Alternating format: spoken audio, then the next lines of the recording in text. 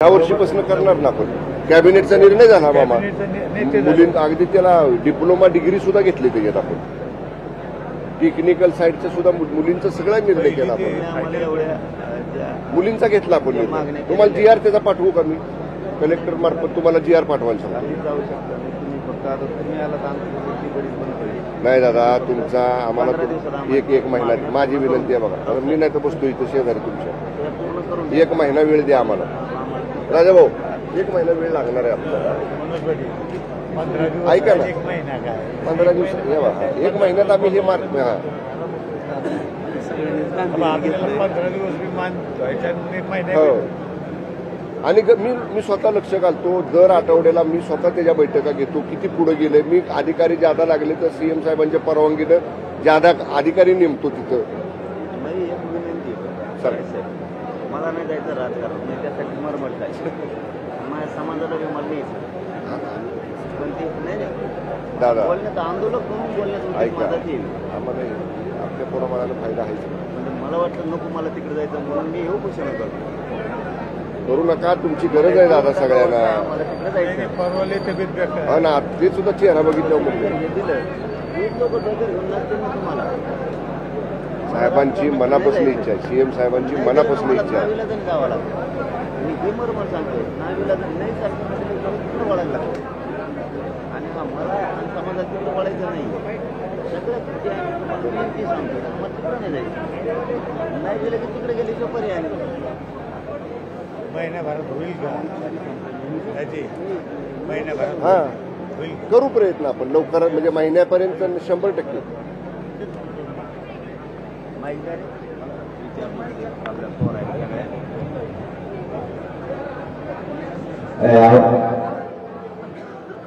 आवाज येतो सगळ्यांना?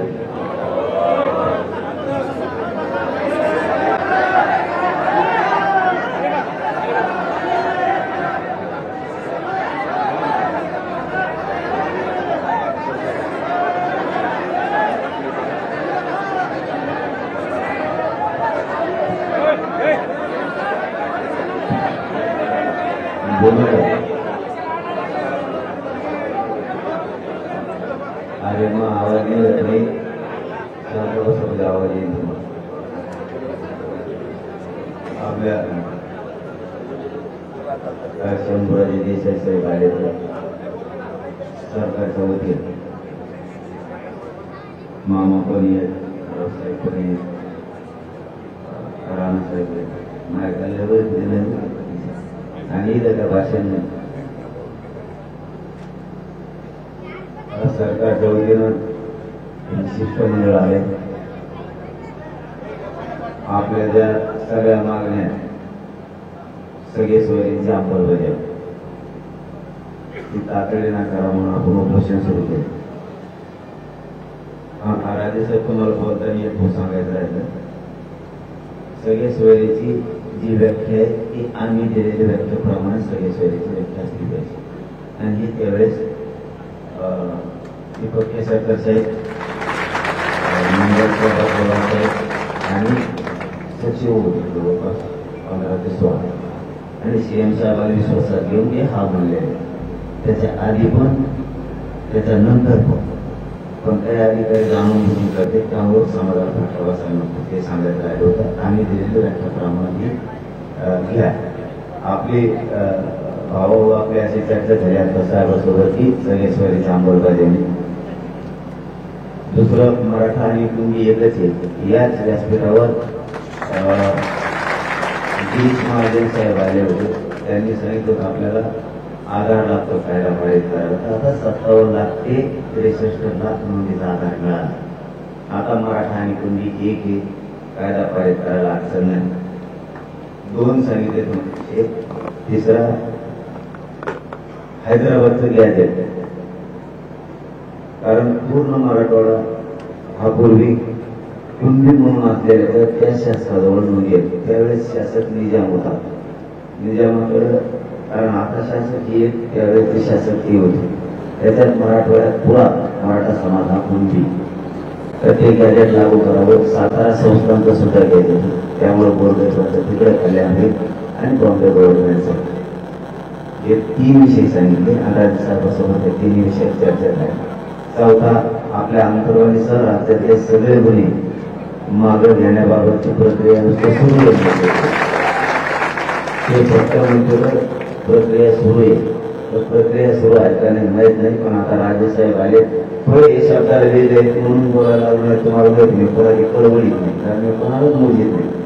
त्यामुळे मी परत कळवळी, पण राजेसाहेब थोडंसं बोलले का करते तो मला 5-7 अनुभव जरी फोन करायला सांगितलं विद्यार्थ्याचं असं असं आहे तेवढं करावं लागलं. राजेसाहेब तातडीनं ना वैयक्तिक कामाला करून घे, तू ते नाही करत ती आहे म्हणून पण जे आहे ते आहे. म्हणजे 2-4 न्यायाधीशाचा विषय होता आपल्या, ते सुद्धा होत नव्हतं 5-6 वर्ष ते त्यांनी केलं म्हणून ते आले. त्यांच्यासमोर विषय मांडला. आता केसीच्या बद्दलच सांगितलं. आपला 5वा मुद्दा होता शिंदे साहेबांची समिती कुणबी नोंदीची व्यक्ती, तिला अर्ज नाही करायचं, तिला लगातार सारखा शोधायला कामात ठेवायचं. सारखं 24 घंटे त्यांना मनुष्यबळ देऊन त्यांना नोंदी शोधायच्या बाबत ती एक चर्चा सांगितली. आणि बाकीच्या तर दिलेले आम्ही त्यांच्याकडे ते झाले थांबे. त्याची मला कॉपी काढून द्या, नाही तर मला व्हॉट्सअप करा. तर या आपल्या ज्या एकूण मागण्या आहेत ना त्याविषयी सविस्तर चर्चा झाली. आता ह्या झाल्या खऱ्या मूळ राज्यसाहेब मागण्या. आता याच्या व्यतिरिक्त हे मागण्या नाही का, पण आमचा अर्थ मी सांगतो की ज्या नोंदी सापडल्या हे मागणी नाहीये. मागण्या 5-7 सांगितल्या तुम्हाला आणि 7 का 9 आहेत तरी ओरिजिनल मागण्या CM साहेबांकडे दिल्या. पण त्या आम्ही वरच सांगतो थोडं, जे नोंदी सापडल्यात प्रमाणपत्र त्या काही आली तरी जातीवाद करून मुद्दाम काढायला लागले. जर प्रमाणपत्र मिळालं तर त्याचं विनाकारण अडचण आणावं लागेल. पोराला आता नेटला द्यायचे म्हणजे ते तातडीनं द्यायचं सांगा. ते 2 सांगितले. आणि तिसरं असं की काही पोरांनी ECBCतून EWS मधून फॉर्म भरलेले. जर ECBCतून EWS मधून जर ECBC द्यायचं असलं आता दिलं 10% आरक्षण त्यांना पोरांना, तर EWS मधून ECBC देता येते किंवा ECBCतून त्यांना केंद्रासाठी EWS मध्ये जाता येते. पण ज्या पोराजवळ कोणी प्रमाणपत्र आता निघाले त्याला त्या दोन्ही सोडून OBC देता येईल. म्हणजे ते खुलं केलं नाही.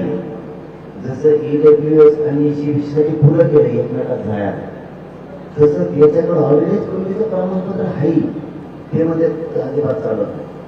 तर ते सांगत नाही. राज्य सरकारच्या एखाद्या सचिव नावाचे आदेश द्यायला पाहिजे कुणाला, ती संस्था त्या संस्थेच्या चेअरमनला किंवा EMDला, मग ते लोकसेवा आयोग असो किंवा सारखे असो जे काय काय असतील त्यांच्या राज्य सरकारकडून लागतात. म्हणजे हे कुणी प्रमाणपत्र दिले तुम्ही ते ग्राह्य धरावं तुम्हीच दिले आणि त्याला ते घेता येणार इथं येता येऊन देणार. EWS मधून आणि ECBCतून आली तर येऊ देणार त्याला. तर ती मार्ग तेवढा एक खुलासा. म्हणजे हे जनरल आम्ही तुम्हाला फोनवर बी सांगतो की जनरल मध्ये होता, पण ते ऍडमिशन मला पोराचं लय गरजेचं आहे. एवढे फोनवर सांगा. तर आपल्या ज्या मागण्या तुम्हाला पहिल्या सांगितल्या याच्यात माझं म्हणणं आहे तुम्हाला 5 महिने आम्ही वेळ दिलेला आहे. 2 महिने दादा आचारसंहितेत गेले. हा त्यातले 2 महिने समजा आचारसंहितेत गेले नाही तरी अधिकारी काय चुकून पडतच नाही. त्यांना तासात लावा लागतो असा तुम्ही आल्यामुळे तर आम्ही आता आणखी गेले. तुम्हाला माझी कामाची पद्धत सकाळी मला जेव्हा कळत आम्ही म्हणलं त्यांना कॅन्सर होतात बघा कॅन्सर होतात बघा त्यांना विचारा तुम्ही त्यांना. कारण मला काय राहायचं नाही पोटात आणि तोंडात असं नाही. मी जातीसाठी खूप येणार आहे. मी मराठी सुद्धा घेत नाही माझ्या जातीसाठी. मला ऐकून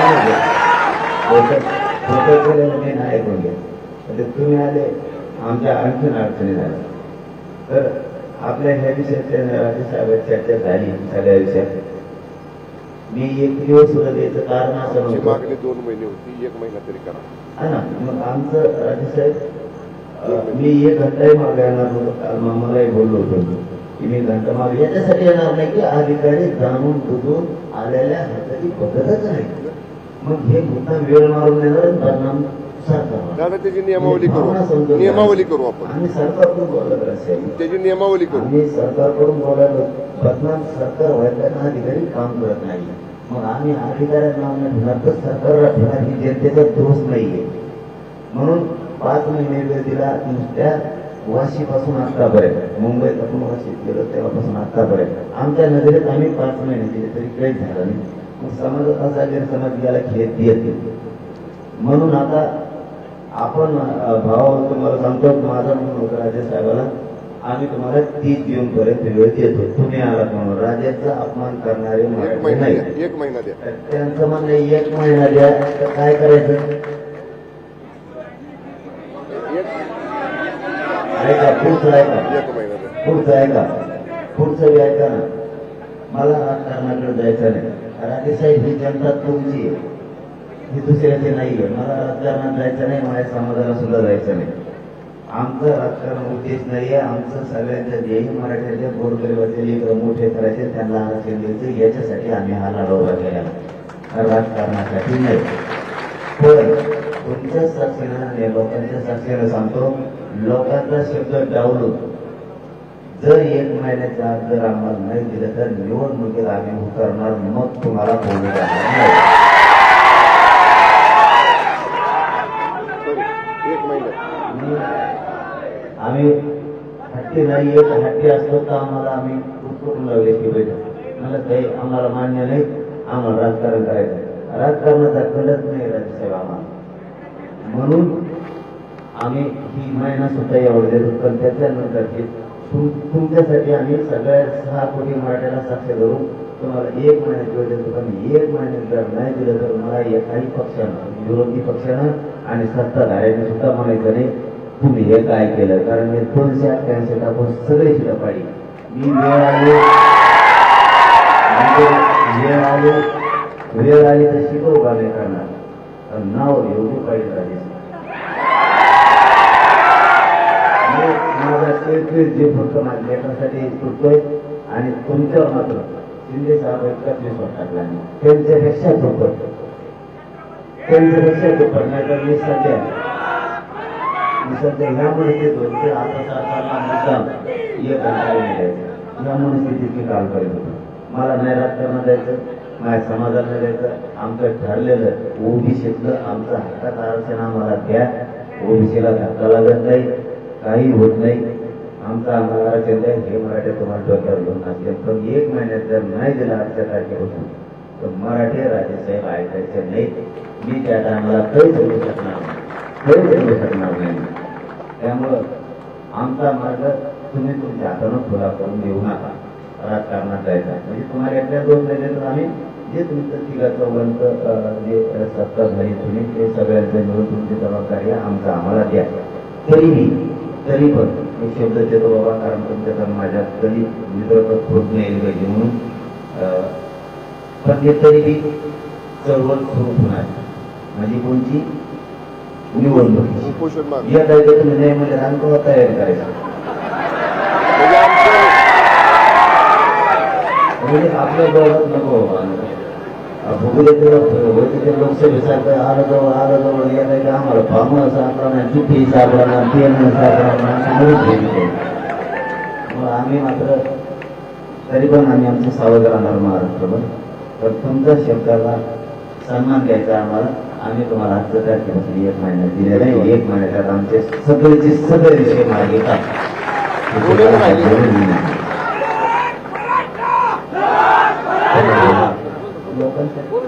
राजेसाहेब बोलते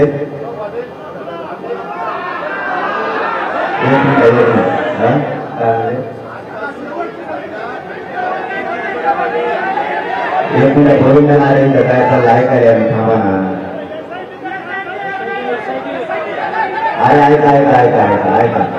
यासाठी जेलला तर तयारी म्हणून तर माझं काय नाही. जेलमध्ये जायचं मला तुमच्या काही थांबा रे जायचं जाणार. नाही, आजपासून 1 महिना दिला आम्ही. म्हणजे आता आजची तारीख आहे 13 जुलै. 14 जुलैला 1 सेकंदाचा ऐकणार नाही. राज्यसभा शब्द मला तरी शक्यता माहिती खाली जाणार नाही. तिकडे काही करतील ते खाली जाणार नाही. मला आलेल्या अनुभवात आता मी आता सांगितलंय, पण आता त्यांना जर दुसऱ्यांनी करून द्यायचं तर त्यांना तर काय दोष द्यायचं, त्यांना अध्ययन पाडून टाकू मग सगळे. त्यांना जर सरकारने करूनच नाही दिलं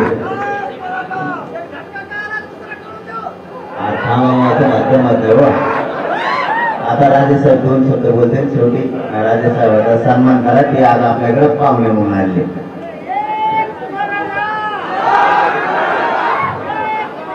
आज महाराष्ट्रामधल्या सकल मराठा बांधवांच्या हक्कासाठी, आरक्षणासाठी गेले अनेक वर्ष त्यांनी या ठिकाणी आंदोलन उभं केलं.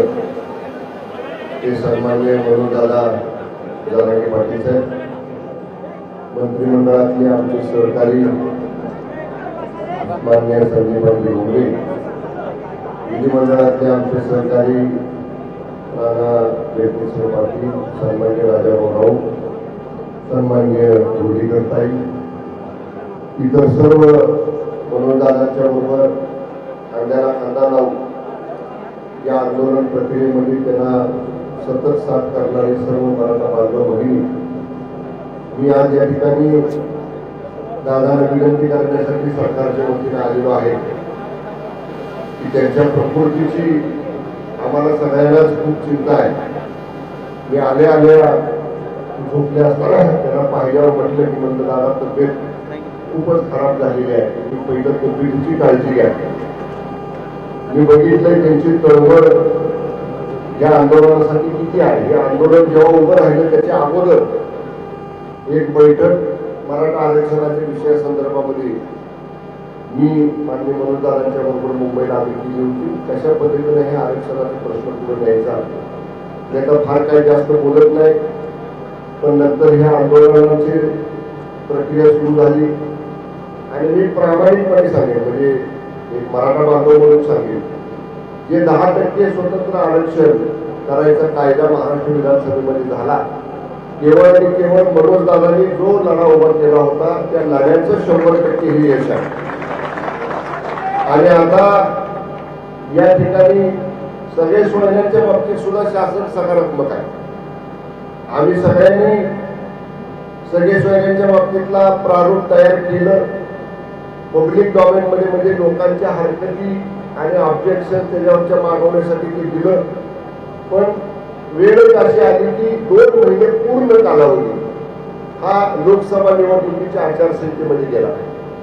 सगळे अधिकारी कर्मचारी, निवडणूक अधिकाऱ्यांनी त्यांच्या जिल्ह्यातल्या आदेश काढून त्यांच्याकडे वर्ग केल्यामुळं थोडंसं 2 महिने काम थांबलं. पण मी आता दादांना शब्द दिला, उद्याच मंत्रिमंडळ मराठा आरक्षण उपसमिती मंत्रिमंडळाची त्याचा सदस्य म्हणून जे 5-6 मुद्दे आज मी या ठिकाणी लिहून घेतलेले आहेत त्याच्या बाबतीत माझ्या स्तरावर पाठपुरावा करण्यासाठी उद्या सगळ्या अधिकाऱ्यांची या ठिकाणी मंत्रालयामध्ये बैठक लावतो.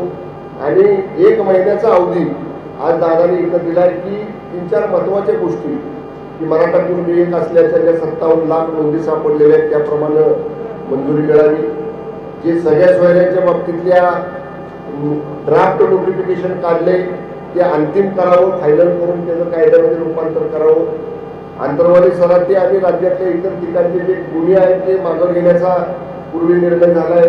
ही प्रक्रिया सुरू आहे, झाली नाही असं नाही, पण ती गतीनं निकाली काढावेत सगळं असे ह्या ज्या आणि इतर महत्वाच्या गोष्टी ज्या दादाने सांगितल्या त्या सगळ्यांच्या बाबतीत मी स्वतः उद्या तिथे पाठपुरावा करतो आणि अंतिम निर्णय करण्यासाठी माननीय मुख्यमंत्री एकनाथजी शिंदे साहेबांच्याकडे नेतो. माझी दादांना विनंती आहे की एवढ्या लाखो लोकांच्या समोर सरकारचा मंत्री म्हणून मी आपल्या साक्षीनं, छत्रपती शिवाजी महाराजांच्या साक्षीनं ज्या ज्या गोष्टी इथं मान्य केलेल्या आहेत त्याची पूर्तता करणं ही राज्य सरकारचा मंत्री म्हणून माझी कर्तव्य राहील, माझी जबाबदारी राहील. आणि निश्चितपणे माननीय मुख्यमंत्री एकनाथजी शिंदे साहेबांच्या नेतृत्वाखाली हे सरकार मराठा समाजाच्या आरक्षणाचा, सगळ्या सोयऱ्यांच्या अंमलबजावणीचा लवकरात लवकर रिझॉर्ट 1 महिन्याचा वेळ दादाने आम्हाला दिलेला आहे. त्याच्या आत निश्चितपणे याच्या बाबतीत सकारात्मक निर्णय आम्ही घेऊ एवढी ग्वाही देतो. आमच्या सगळ्यांना तुमच्या सगळ्यांच्या विनंतीला मान देऊ दादानी हे उपोषण स्थगित करावं अशी परत एकदा दादाने या ठिकाणी मी विनंती करतो. एसआयटीच्या बाबतीत माझं थेट मुख्यमंत्री महोदयांशी बोलणं झालेलं नाही, परंतु आमदार राजेंद्र राऊत साहेब इथं आहेत. ते म्हटले की फडणवीस साहेबांचं त्यांचं बोलणं झालेलं आहे आणि दादांचं पण मला वाटतं फडणवीस साहेबांचं बोलणं झालं. त्याच्यात सुद्धा तुम्हाला बोलले ना फडणवीस साहेब, त्याच्यातला सुद्धा निर्णय लवकरच आपण या ठिकाणी घेणार. मला एसआयटीच्या बद्दल काल फडणवीस साहेबांचा फोन आला. ते म्हणले तिला मारून टाकलं. काय म्हणते त्याला, मला इंग्लिश येत नाही. हा ते करून टाकलं, मारून टाकलं म्हणजे तरी एसआयटीला कार्यक्रम लावला बंद करून टाकले म्हणजे बंद पाहिजे म्हणले काल. मग आता पाळली जाण्या माहित नाही, पण ते राऊत साहेबांच्या फोनवर फोन आला.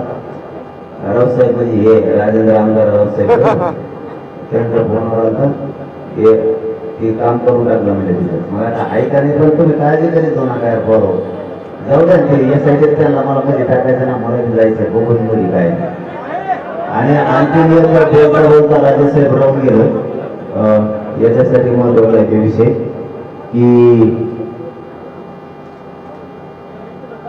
हे आंदोलन 10 महिन्याला सुरू आहे. याच्यात जर मी पहिल्यापासून सांगतो, पण आज जे जबाबदारी सांगतो माझ्या मराठा समाजाच्या समोर, या आंदोलनात जर कोणी तुमच्याकडून म्हणजे सरकारकडून कामं घेतली असली, कोणी पैसे घेतले असले, मग नाव सांगून का ना, मग मी का सांगत आहे मला तेवढी यादी द्या.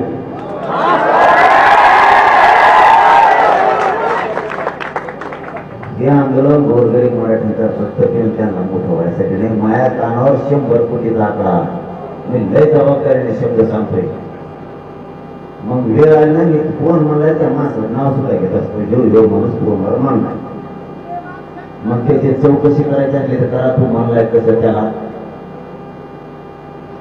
हे जर याच्यात कोणी कळलेलं असेल मग त्या मी बी असलो तरी सुट्टी, मी असलो तरी सुट्टी नाही, माझ्या शेजारचा असला तरी सुट्टी नाही. मला खूप गोष्टी ऐकायला मिळाल्या. माया गरिबाचं चांगलं व्हावं म्हणून हे आंदोलनी. आणि कोणी जरी तुमचं नाव सांगून जर कोणी सांगितलं हे काम करा, ती बदली करा, किंवा 10 लाखाचं ग्रामपंचायतला द्या, 40 कोटीचं समृद्धीचं द्या, आणखी 2-4 पंचमीच्या काम ते द्या. ज्याला कळालं ना त्याच्याबरोबर नसेल बरोबर चाललाय राजसाहेब, तुमच्यानंतर डोक्यात पण त्याच्याबरोबर बरोबर चाललंय. मला खूप माहिती मिळाली डेंजर. मग हे जर असं, त्याला मात्र मराठ्यांचा रक्त देऊन मोठं नका होऊ, त्याच्या कष्टावर त्याने व्हावं, आमचं काय म्हणणं आहे. पण माझ्या गोरगरीब लेकरांचं आंदोलन बोलून त्यांना मोठं व्हायचं हे कुठाने नको. आणि ते पत्रकार परिषदा तुमच्या आडून लपून काही जण बरेच जण गेले, ते थांबवा तुमच्या हातात गडबड काही कोणी बी आमच्या त्यात थोडी ते मुंबईत घेऊन कशी देत त्यांना तिकडे गुलाबजाम खाऊ घाली ते आमच्या विरोधात बाबा खूप बोलत आहे तिथं. ते सरकारचे कोण त्यांना हे करते ते थांबवा. आता हे राजेसाहेबांचं झाले तर आपण आमरण उपोषण हे स्थगित करतोय. आपल्या आई बहिणींना काही मार लागला होता राजसाहेबांच्या, त्यांच्या हाताने आपण ते पाणी घेऊ. पण एक महत्वाचं सांगत राहिलं ते ऐका, अन्न ऐका. एक मिनिट. आता शक्यतो मला असं वाटतं हे आंदोलन आपण एक कमी याच्यात करावं. या गावाला त्रास होता कामा नाही हे माझं प्रामाणिक म्हणणं आहे. ऐकावं का सगळेजण, काय नंतर पाहिजे. हे गाव पवित्र झालं आंदोलनासाठी. एक आणखी मिनिटं मुद्दाम घेतो तुमचं त्यांचं. हे गाव पवित्र मानलं जातं मराठा समाजाचा लक्षात. याला जाणून बघून काही जण कलंकित करते. जरा माझी भावना समजून घेतला.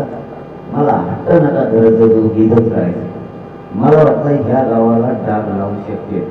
चांगलं नाव झालेलं आहे गावाचं, पवित्र नाव झालेलं आहे. याला पंढरी म्हणजे थोडक्यात मराठीची आपला सामाजिक आलं तसं म्हणतो. इथे माती कपाळाला लावतं. काही जणांना जर जाणून बुजून वेळा उचलला असला तर हे गाव जितकं नावावर आलं ना तितकंच कलंकित होत असतं. कारण एक लग्नात आनंदाचा दिवस असतो, पण एक एवढं जर त्या लग्नात होतं सगळ्या लग्नात वाटत होतं. तसं हे नाव पवित्र झालेलं एका दूषित माणसानं जर ठरवलं की आडत चालायचं तर आडत चालून ते कार्यक्रम होत असतो. मला वाटतं हे व्यासपीठ आता एकतर या सभागृहात ठेवून आमचे बापूची तिथं बोळी ठेवा तिथं इकडची वर्दळ सुद्धा कमी करावी. या गावात त्रास होता कामा नये. कारण त्रास नाही झाला तरी त्रास होईल असं घरून आणून जातीय तेल निर्माण करायचे प्रकार या गावात होणार आहे. त्याच्यामुळे हे गाव झालंय मी लढायला खंबीर मी कुठं लढत, मी माया मराठ्यासाठी कुठं लढली माझ्या प्रामाणिक म्हणून सांगितलंय मी तुम्हाला. मला माहिती आहे गावाने मला त्याशी काय उत्तर दिले. गावाने मला उत्तर दिलेलं मी म्हणून तर उभी करू शकत नाही. त्यांनी सांगितलं पुरा गावाला जरी गोळ्या घातल्या पुरा गाव जरी मारलं तरी महाराष्ट्रातल्या मराठ्यासाठी आम्हाला सगळ्यांना मारायचं, आंदोलन घालवायचं नाही असं त्यांनी सांगितलं होतं. पण आता मी खूप जबाबदारीने तुम्हाला सांगितलंय मंदिराला दर्शनाला त्रास नाही झाला पाहिजे.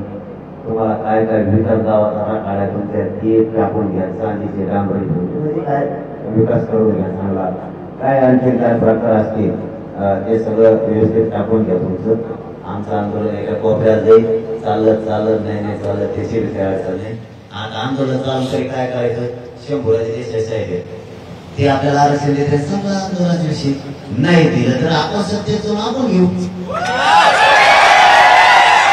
नाही तर आपण सत्तेत जायचं नाव घेऊन पुढे पडून टाकायचं. पाडला पिढ्या मोठा आता नाही का चालू आहे इथं सध्या स्थगित आपण हे केलेलं आहे.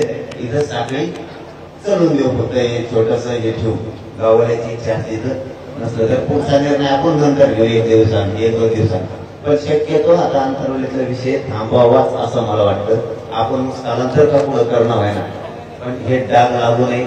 ग्रामपंचायतचा काय ठराव होता कारण काहीला वाटू नाही आणि असं केल्यामुळं पळून जावं लागलं काही, त्याच्यामुळे ते करणं गरजेचं होतं. आणि याच्यात सगळ्यात जास्त आपल्या दिलीपराव तटकरेचा विसरू नका, मराठीच्या लोक लक्षात असू विसरू नका त्या माणसाला. तेव्हा माणूस ओबीसीचा असून सुद्धा खंबीर आपल्या बाजूने उभा राहायला गावकरी सुद्धा वैयक्तिक आम्ही आज उद्या नाही आम्ही जाणार आहे. तुमचं गाव सुखी राहावं, सगळं ओबीसीने मराठीने एक जीवानं सगळ्यांना राहावं. तुमचं ताटात कधी त्रुटी येऊ नये. तुम्ही प्रेमानं राहा, प्रेमाने काय येईल. तुम्हाला लय वेळेस सांगितलं होतं की एक ना एक दिवस आम्ही जाणार आहे, एक ना एक दिवस आंदोलन संपणार आहे. नेतृत्व येऊ देऊ नका लोकांचं ऐकून. परंतु शेवटी जे व्हायला नको होतं ते घडून आणलं, ते दुसऱ्याने आणायला पाहिजे होतं. मग त्याला सांगितलं असता काच का तर ते आता आपलेच आता आपलेच होतं. हे अशा गोष्टी त्याच्यामुळं ते झाला गेला विषय मराठ्यांनी सोडून द्या. कोणी काय काड्या केल्या हे ध्यानात ठेवू नका. की मला खूप जबाबदारी सांगणं गरजेचं होतं, कारण पोरांच्या डोळ्यात रक्त होतं, सळसळ होतं पोर, म्हणून सगळा विषय सोडून द्या. कोणी अर्ज दिले, कोणी आंदोलन बंद करण्याचा प्रयत्न केला का त्याला का फुटले कोणी घोडे हे एकाही मराठ्याच्या पोराने डोक्यात ठेवू नका. त्याला नावीला जे झालं गेलं ते गंगाला सोडून द्या. फक्त इथून पुढं हे पत्रे फिरे सगळे काढून तिला काय ठेवू नका. आता दोनच ठरले आपलं, कारण ह्या गावाला त्रास करणार आहेत मुद्दाम, म्हणून मी जाहीर सांगून टाकतो तर मुद्दाम घडून आणणार आहे. या गावात जाते त्या गावात निवेदन द्यायला होते, त्या गावात जाते त्या गावात निवेदन द्यायला होते. म्हणजे या गावाचं पावित्र्य जाऊन याच्या पाठीमागचे येऊ दे. शेवटी गावाचा निर्णय तुमचा काय निर्णय असेल ते तुम्ही घ्या. ते ठराव पण फक्त या आंदोलन आणि या उपोषणा पुरताच होता. इथून पुढे त्याचा काही संबंध नसणार आहे. गावातल्या 900 950 मराठा आणि ओबीसींनी मिळून सह्या दिल्या होत्या की आंदोलन इथंच होणार आहे, बंद नाही होणार. त्यांचंही मनापासून कौतुक करतो. ज्यांनी सह्या दिल्या होत्या त्यांचं सगळ्यांचं आणि ठरावाच्या सगळ्या मेंबरचं पण. आता मात्र हे इथं काय करायचं विकास काय करायचंय तुमचं काम चालू द्या. कारण आंतरवालीत दुर्मिळी येणं जाणं राहू द्या. कारण आपल्याला पुढचे 2 कामं करायचे. मला तर 99% सांगतो राजेसाहेब पडल्यामुळे हे आरक्षण मिळालं. आंदोलन सुरू राहिले नाही राहिले, नाही पडले तर मला तिथून पुढे बंद करणं तरी आंदोलन खरंच नाहीये. कारण तुम्ही सगळ्यांना तिकडे जोडीत रस्ता, त्याच्यामुळे तिकडे फाईट करणंच एका वादाने होणारच होत. त्यापेक्षा आपलं इथलं आंदोलन दुसरीकडे स्थलांतर करायचं का काय करायचं नंतर बघू आपण. नंतर तो वेगळा विषय, तो आजचा विषय नाही. ते गावकरी होते, गावकरी बसते. फक्त एकच, या गावातल्या सगळ्या ओबीसींनी मराठ्यांनी 10 महिने खंबीर साथ दिलेली, त्यांचा मनापासून आभार. एकमेकाचे दुरावे सोडून द्या. म्हणून विभागातून जे दुरावले असते ते सोडून द्या. कोणाचं मत किंवा मतभेद झाले असते तर ते सोडून द्या मोठ्या मनानं. आणि एक जीवन आपण शेजारी पाजारी, एकमेकाच्या शिवाचे, एकमेकाच्या बांधावर आपल्या जायचंय, एकमेकाच्या पैपलेने आपले जायच्या. तुम्ही जरी आमच्या विरोधात अर्ज केला आंदोलन बंद करावं म्हणून, तरी तुमच्या पैपलेने आमच्या वावरतोय तरी आम्ही काढल्याने त्याने आम्ही कलेक्टरला सांगून म्हणलं असं की उचल दोघं इथे आम्ही तसे वागणारे मराठी नाहीत. त्याच्यामुळं आपण मतभेद सगळ्यांनी सोडून द्या, सगळे विषय सोडून द्या. पुण्या गोविंदाला जसा दिवाळीचा सण असतो तसं आंतरवाडीतल्या सगळ्या बांधवांना प्रेमाने इथून पुढं वागावं ही विनंती करतो सगळ्यांना. आणि मनापासून आभार. शंभूराजे देसाई सरांचाही खूप खूप आभार. आपण आता सर राजे स्थगित करा. हा उपोषण आज स्थगित केलंय, मात्र ते रेग्युलर सगळं उपोषणांना पलीकडे सुरू आहे. आणि मला वाटतं उद्यापासून कीर्तन सुद्धा सगळे बंद करावे उद्यापासून, कारण कीर्तनाचा काही जणांना खूप त्रास होतोय. नीटला पोरं शिकत आहेत पुढं, आता त्यांचे काय आता नीट नाही तरी शिकत आहेत. ते म्हणले वर्ग जाता येताना शाळेत जाताना गाड्या आणतात, ऍडमिशन सोडले तरी इथे कोणत्याही काढत होते कोणाला माहित जाते तिळच नाही तरी पण तिळ त्यामुळे सोडून गेला. आता आम्ही सगळ्यांनी आजपासून आमच्या मनात गावातल्या एकाही माणसाविषयी द्वेष भावना नाही, परिसरातल्या एकाही माणसाविषयी आमच्या मनात अजिबात राग नाही. आजपासून ओबीसी मराठा हा वाद राजेसाहेबांसमोर सांगतो आमच्या डोक्यातून पूर्ण आजपासून निघाला. त्यांनीही सोडून द्यावा सगळ्यांना. धन्यवाद. ताई या ताई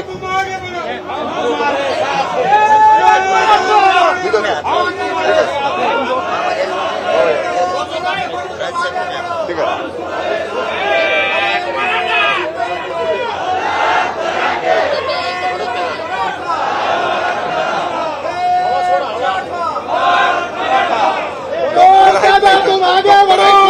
एकदा तपासून घेऊ दे.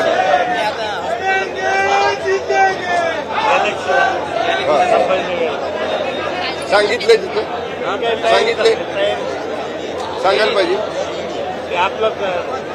उद्या मी पहिली बैठक लावतो आणि फोनवर संपर्क कोणाच्या फोनवर कधी कोणाच्या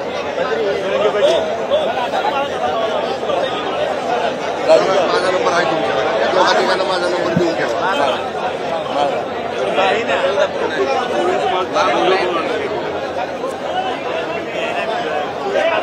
हा मी आहे बरोबर.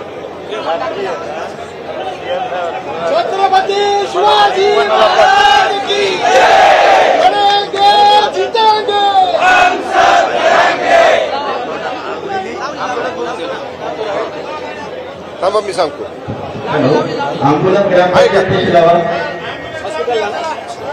दादा जरा 2 दिवस आराम करा, 2 दिवस आराम करा मग फोनवर बोला. आता मी रोजच्या रोज टचमध्ये राहील बरं का, मी टचमध्ये राहील म्हटलं.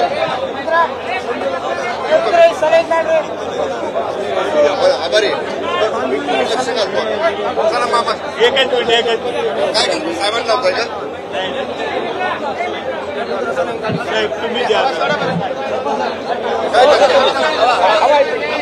सर्वांना विनंती आहे फुलांची हवा सोडा, कालांना फुलांची हवा द्या आणि सगळ्यांनी शांततेत खाली बसून घ्या. फुलांची हवा सोडा, बाहेर झाला सगळे. मामा सगळ्यांना विनंती आहे जागेवर कोणी उठायचं नाही. फुलं समोर जे आहे ते हवा सोडा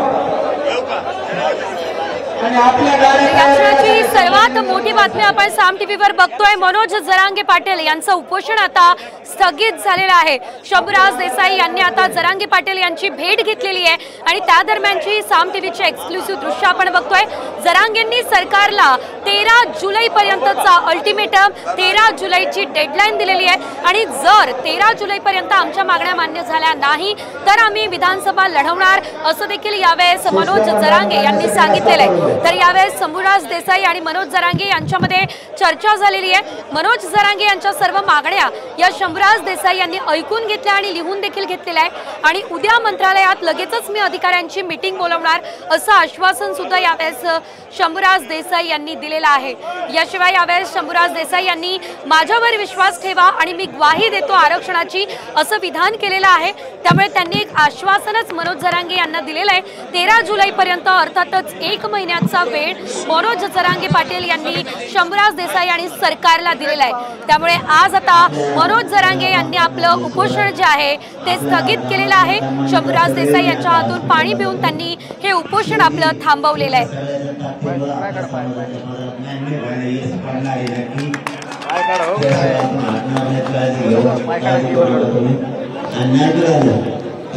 विधानसभेची तयारी नद्यांना पाळापाळीची तयारी त्यामुळे गावाकडे सगळ्या जमांच्या शेतीचे काम आहेत। कामं करू नका काम करू नका घरच्याला मी आता गावपर्यंत थोडी पोट टाकली व्हायली माझ्या आणि कमरात आधी दुखायला लागले।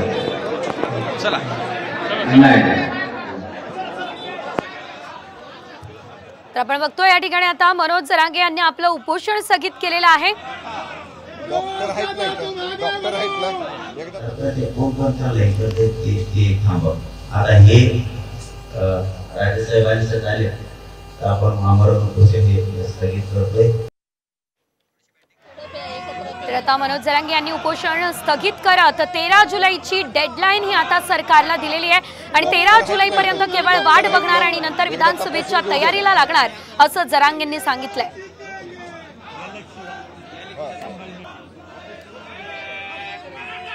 त्या दरम्यानचे आपण दृश्य बघतोय आता मनोज जरांगे यांनी आपलं उपोषण स्थगित केल्यानंतर ते आपल्या उपोषण स्थळावरून आता उठलेले आहेत। त्या दरम्यानचे आपण दृश्य बघतोय।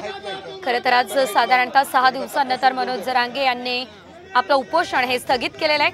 मात्र जर आमच्या मागण्या मान्य झाल्या नाही तर आम्ही स्वतः सत्तेत जाऊ आणि आरक्षण घेऊ असं यावेळेस जरांगे पाटील म्हणाले। एकंदरीत त्यांनी विधानसभा लढवण्याचा इशाराच या ठिकाणी दिलेला आहे आणि 13 जुलैपर्यंत केवळ वाट बघणार आणि त्यानंतर विधानसभेच्या तयारीला लागणार आम्ही विधानसभा लढवणार असा इशारा सरकारला मनोज जरांगे यांनी दिलेला आहे। तर मनोज जरांगे पाटील यांनी आपलं उपोषण स्थगित केलंय। माननीय मुख्यमंत्री एकनाथ शिंदे साहेबांच्या नेतृत्वाखाली हे सरकार मराठा समाजाच्या आरक्षणाचा सगळ्या सोयऱ्यांच्या अंमलबजावणीचा लवकरात लवकर जो 1 महिन्याचा वेळ द्यावाने आम्हाला दिलेला आहे त्याच्या आत निश्चितपणे याच्या बाबतीत सकारात्मक निर्णय आम्ही घेऊ। तर आपण पाहतोय यावेळेस शंभूराज देसाई यांनी मनोज जरांगे यांची भेट घेतली आणि त्यानंतर तुमच्या मागण्या मान्य करण्याचं आश्वासन यावेळेस शंभूराज देसाई यांच्याकडून जरांगेंना देण्यात आलं। मात्र यावेळेस जरांगेंनी सुद्धा सरकारला इशारा दिलेला आहे। एकंदरीत आता पुढे उपोषण नाही तर थेट विधानसभा लढवणार असा इशारा मनोज जरांगे यांनी सरकारला दिलेला आहे। त्यामुळे आता 13 जुलैपर्यंतची सरकारची भूमिका बघणं अतिशय महत्त्वाचं असणार आहे कारण शंभूराज देसाई यांनी उद्या लगेचच मंत्रालयात मी बैठक बोलवतो अशा प्रकारचं आश्वासन सुद्धा मनोज जरांगे यांना दिलेलं आहे। आजच्या या चर्चेतले महत्त्वाचे काही मुद्दे सुद्धा आपण पाहतोय ज्यामध्ये आपण पाहतोय सर्वात महत्त्वाचं म्हणजे आज मनोज जरांगे पाटील यांनी आपलं उपोषण स्थगित केलेलं आहे आणि शंभूराज देसाई यांनी मनोज जरांगे यांच्याकडे 1 महिन्याची मुदत द्या अशी मागणी केलेली होती। त्या संदर्भात आता मनोज जरांगे यांनी 13 जुलैपर्यंतचा अल्टिमेटम आता सरकारला दिलाय।